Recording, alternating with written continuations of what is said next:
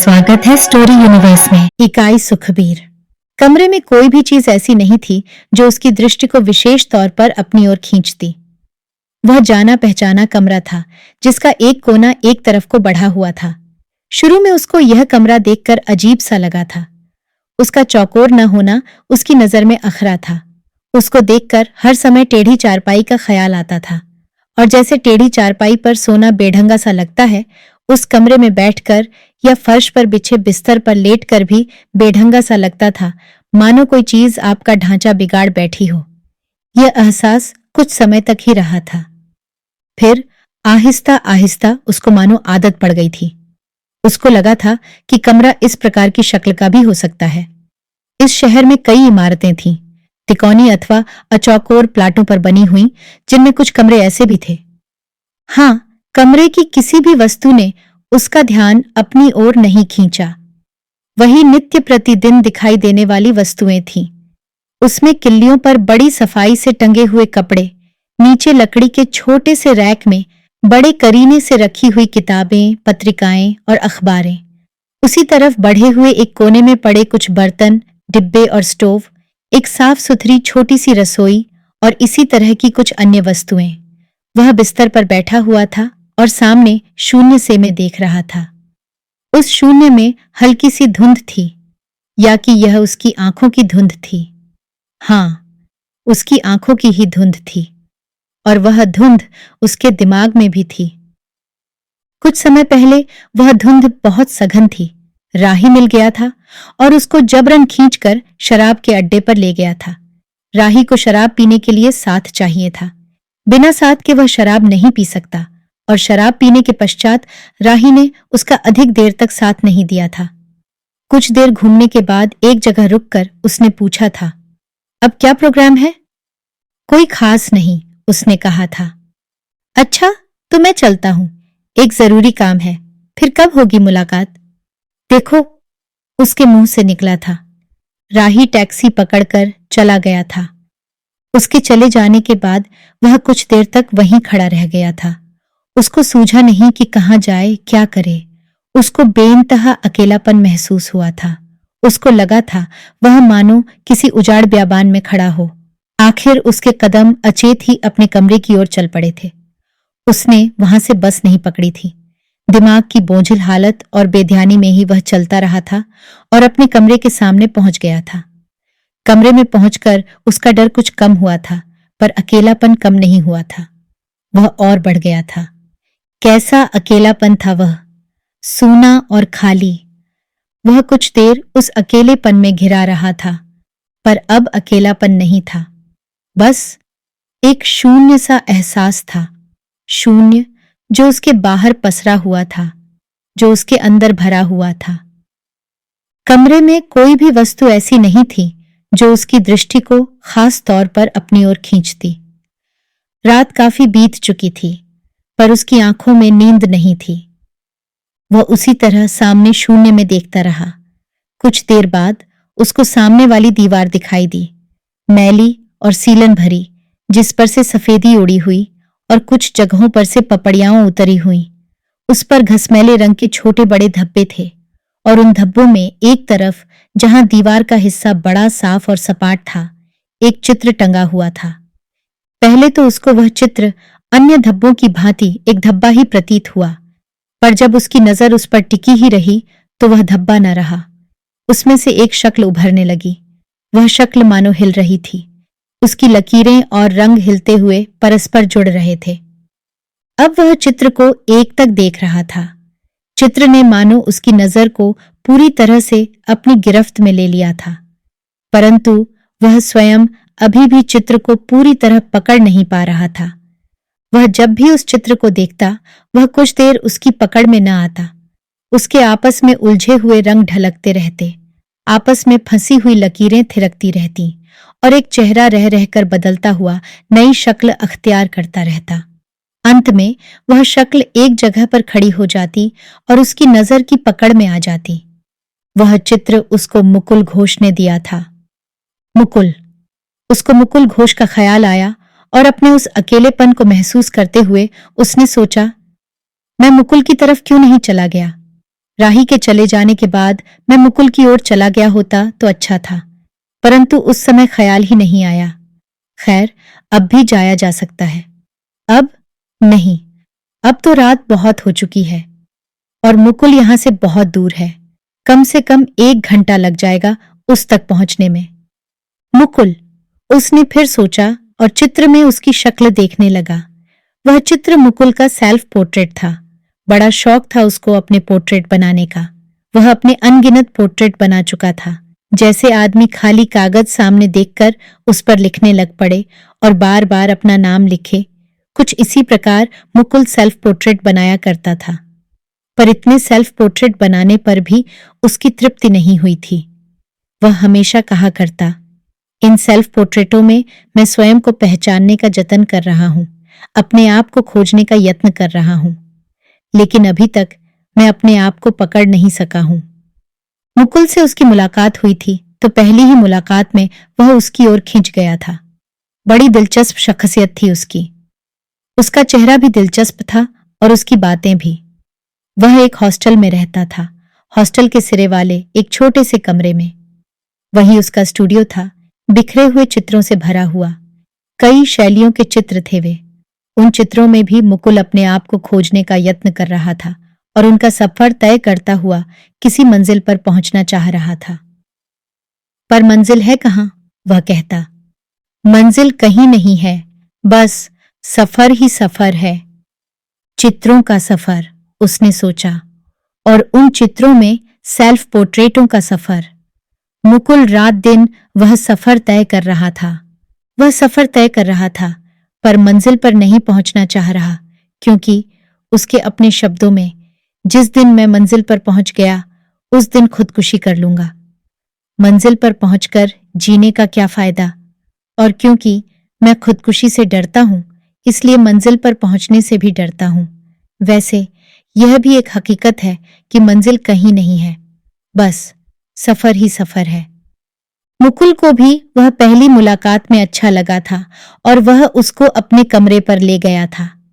वहां मुकुल के बहुत सारे सेल्फ पोर्ट्रेट देखकर उसको हैरानी हुई थी। कई शैलियों के पूर्ण अपूर्ण सेल्फ पोर्ट्रेट थे जो आपस में एक दूजे से उतना ही मिलते थे जितना वे मुकुल के चेहरे से मिलते थे। मुकुल ने बताया था, इनमें मैंने उस असलियत को पकड़ने का यत्न किया है जो मेरे चेहरे के नक्शों में नहीं, बल्कि नक्शों के उस पार हैं। फिर वह मुकुल के कमरे पर जाने लग पड़ा था। एक बार वह गया था तो मुकुल अपना पोर्ट्रेट बनाकर हटा ही था। उसमें झुंझलाहट थी, क्योंकि वह अपने नक्शों के उस पार की असलियत को पकड़ नहीं सका था। परंतु उस सेल्फ पोर्ट्रेट ने उसका ध्यान विशेष रूप से खींचा था। उसमें उसको मानो मुकुल की नहीं, अपनी खुद की शक्ल दिखाई दी थी। एक चेहरा जिसमें उसके चेहरे के टुकड़े परस्पर जुड़े हुए थे। बात बनती बनती रह गई है, मुकुल ने चित्र की ओर संकेत करते हुए कहा था। उसने आंखों में सवाल भरकर मुकुल की ओर देखा था, यानी कि बात नहीं बनी। मुकुल हंसा था, मानो उसको खुशी थी कि वह मंजिल पर नहीं पहुंचा था। बड़ी अजीब बात है मुकुल, आखिर उसने कहा था, कि इसमें तेरी ही नहीं, मुझे अपनी भी शक्ल दिखाई देती है, मानो तूने मेरा पोर्ट्रेट बनाया हो। सच? मुकुल के मुंह से निकला था और उसने गौर से चित्र को देखा था। क्यों नहीं दिखती? कुछ देर देखते रहने के बाद मुकुल ने कहा था, शायद इसको बनाते समय शायद मेरा अवचेतन तुझे देख रहा होगा, या यह भी हो सकता है कि मैंने अपने चेहरे की कुछ चीजों को जनरलाइज करने का यत्न किया है, यानी कि किसी हद तक यह बताने का यत्न किया है कि यह चेहरा मेरा ही नहीं, आज के द्वार में से गुजर रहे एक आम आदमी का भी है। प्रत्युत्तर में उसने कहा था, जैसे जैसे मैं इसको देखता हूं, इसमें से मुझे अपनी ही शक्ल उभरती दिखती है। इसको हमेशा देखते रहने को दिल करता है। तो फिर तू इसे रख ले और हमेशा देखा करना। मुकुल मुस्कुराया था। मेरा मतलब यह नहीं था। उसको कुछ झिझक महसूस हुई थी। पर मेरा यही मतलब है। मुकुल हंसा था और उसने चित्र उसको दे दिया था। उसने चित्र को फ्रेम करवा लिया था और घर लाकर दीवार पर टांग दिया था। यह उस चित्र के कारण ही था कि उसका गरीब सा कमरा एक बार तो बड़ा अहम बन गया था। वैसे उसको यह भी लगा था कि वह चित्र उस जैसे कमरे में टांगा जाने वाला नहीं था। उसे तो किसी बहुत सुंदर कमरे का श्रृंगार होना चाहिए था। पर कुछ अरसे बाद वह उसको उस कमरे का एक हिस्सा प्रतीत होने लग पड़ा था, मानो वह खुद उस कमरे का एक हिस्सा बना हुआ था। बस अंतर था तो इतना कि वह चित्र कमरे की अन्य वस्तुओं की तरह साधारण सा नहीं लगता था। वह कमरे में बैठा होता तो कई बार कितनी कितनी देर तक चित्र को देखता रहता, उसमें अपने आप को खोजने का, उसको पकड़ने का यत्न करता रहता। किसी वक्त उसमें से मुकुल की शक्ल का भ्रम पैदा होता, पर उसी समय वह शक्ल बिखर जाती और उसकी अपनी शक्ल बनने लगती। एक बार भुरभुरी दीवार में लगा कील उखड़ जाने पर चित्र नीचे गिर पड़ा था तो उसका कांच टूट गया था। उसमें 2 तरेड़ें पड़ गई थीं। कांच के 3 टुकड़े हो गए थे, पर वे फ्रेम में से निकले नहीं थे। उसने दूसरी जगह पर कील गाड़कर उस चित्र को टांग दिया था। फिर जब उसने देखा था तो उसको कांच के नहीं अपितु चित्र वाले चेहरे के 3 टुकड़े हो गए प्रतीत हुए थे। वो चेहरा जो कई टुकड़ों में जुड़ा हुआ था, 3 टुकड़ों में टूट गया था। तब एकटक देखते हुए उसको चित्र में अपनी शक्ल कहीं अधिक साफ दिखने लगी थी। अब उसका चेहरा कई टुकड़ों की अपेक्षा सिर्फ 3 टुकड़ों में टूटा हुआ था। चेहरे के 3 टुकड़े, उसने सोचा था, या 3 टुकड़ों वाला चेहरा, इनमें से एक टुकड़ा है जो वर्तमान है, एक टुकड़ा भूतकाल है और तीसरा टुकड़ा भविष्य है। वाह, उसके मुंह से निकला था। यह तो एक नया विश्लेषण हो गया इस पोर्ट्रेट का। कितना सुंदर विचार सूझा है, मुकुल को बताना चाहिए। बड़ा खुश होगा यह विचार सुनकर। काल के 3 खंडों में विभाजित चेहरा, टूटा हुआ पर जुड़ा हुआ, जिंदगी की चौखट में जड़ा होने के कारण जुड़ा हुआ। उस वक्त चित्र को देखते हुए उसको ख्याल आया कि कहीं उसका चेहरा सचमुच ही इस तरह टूटा हुआ न हो। उसने दोनों हाथ चेहरे पर फेरे, पर कुछ पता न लगा। तब उसने शीशा उठाया और उसमें देखने लगा। शीशे का पानी कुछ जगहों से उतरा हुआ था। वैसे भी शीशा साफ नहीं था। शराब के नशे के कारण उसकी नजर भी साफ नहीं थी। उसको अपना चेहरा साफ तौर पर न दिखाई दिया तो उसने शीशा रख दिया और सोचा, अब यह नया ही लाना पड़ेगा। पहले भी कई बार नया लाने के बारे में सोचा है, पर अब तो नया लाना ही पड़ेगा। यूं अन्य भी कई चीजें हैं जो नई लाने वाली हैं। तौलिया जो पुराना होकर जगह जगह से फट चुका है, बूट जिनमें अब और मरम्मत नहीं हो सकती, बिस्तरे की एकमात्र घिसी हुई चादर जो, और हां, बेदी का नावल, एक चादर मैली सी। कितना दिल होता है इस नावल को पढ़ने का। एक बार लेखकों की बैठक में इसे बेदी के मुंह से सुना था, पर बेदी ने सुनाते समय कई बार रोकर नावल का मजा ही खराब कर दिया था। रोना तो सुनने वालों को चाहिए था। बेदी भला क्यों रोया? अजीब बात नहीं है कि इतने धैर्य से लिखने वाला आदमी सुनाते समय स्वयं रो पड़ता है। लिखते समय भी जरूर रो रो कर लिखता होगा, पर उसकी लेखनी में यह रोना कहीं बहुत नीचे छिपा होता है। मजाल है कि उसका एक फिक्रा भी भावुक प्रतीत हो। ऐसे जब्त से लिखना बेदी का ही काम है, और आजकल सिख उसके पीछे पड़े हुए हैं। नावल में सिखों के 12 बजने को लेकर एक लतीफा है जो सिखों के हक में जाता है, पर सिख उसको समझ नहीं सके और बेदी पर मुकदमा करने को फिरते हैं। किसी दिन चलकर बेदी से सिखों के बारे में कोई लतीफा सुनना चाहिए। बड़ा करारा लतीफा सुनाएगा। दरअसल बेदी के अंदर कोई बड़ी गहरी तलखी छिपी हुई है, जिस कारण वह ऐसा लतीफेबाज है। उस तलखी को लतीफों के माध्यम से बाहर निकालकर वह हल्का हो जाता है।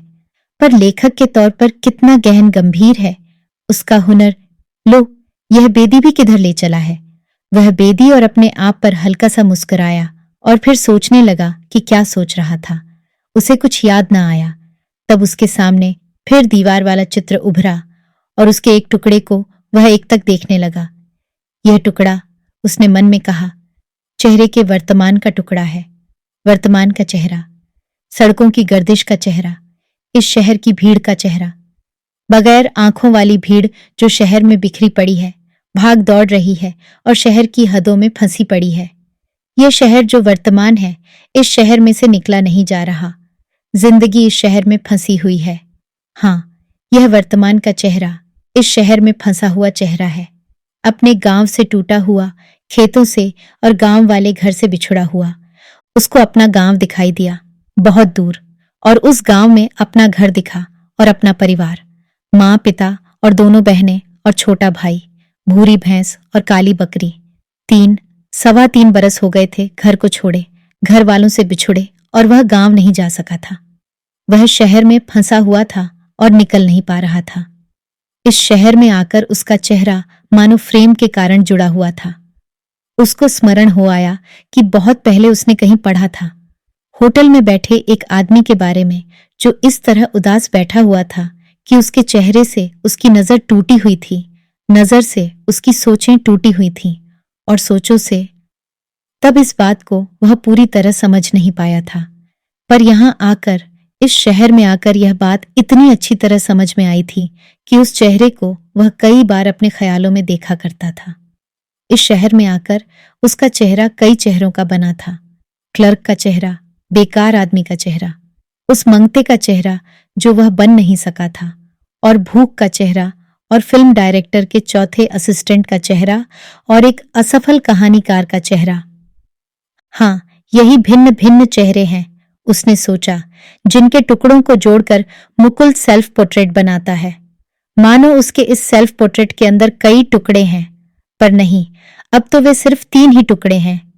एक टुकड़ा जो वर्तमान है, दूसरा टुकड़ा जो भूतकाल है, जिंदगी के बीते हुए वर्षों का चेहरा, जिंदगी के बीते हुए बरस। उसने उस टुकड़े की ओर देखते हुए कहीं पीछे की ओर देखा, अपनी जिंदगी के बीते हुए वर्षों को। वे धुंधल से लगे।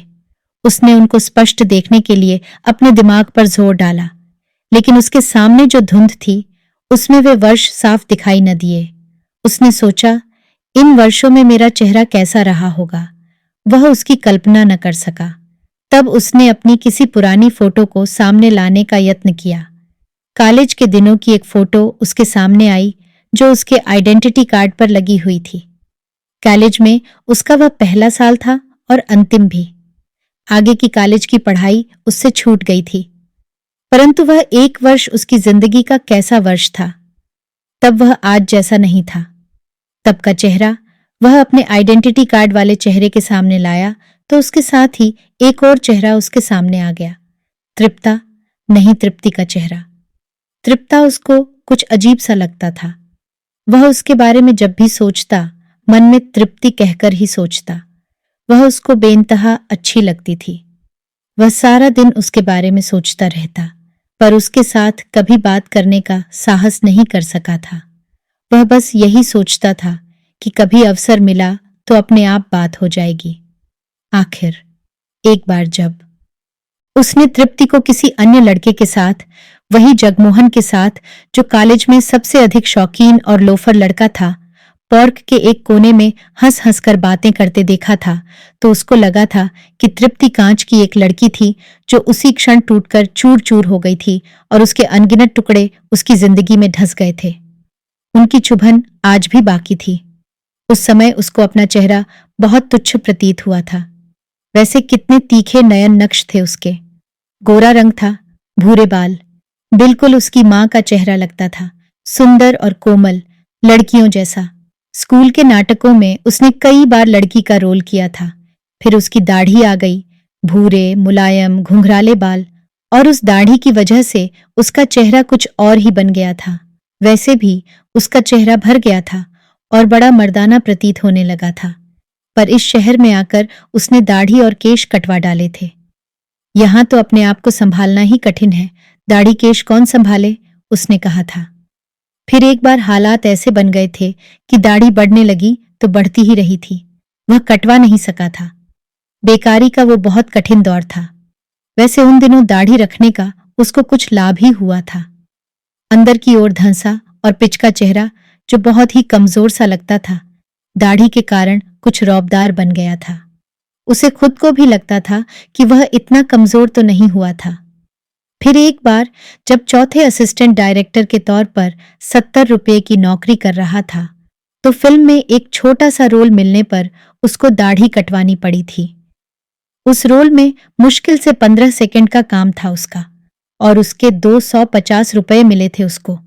बाद में उसी पात्र के रूप में फिल्म में आगे चलकर उसको एक बार फिर रोल मिला था।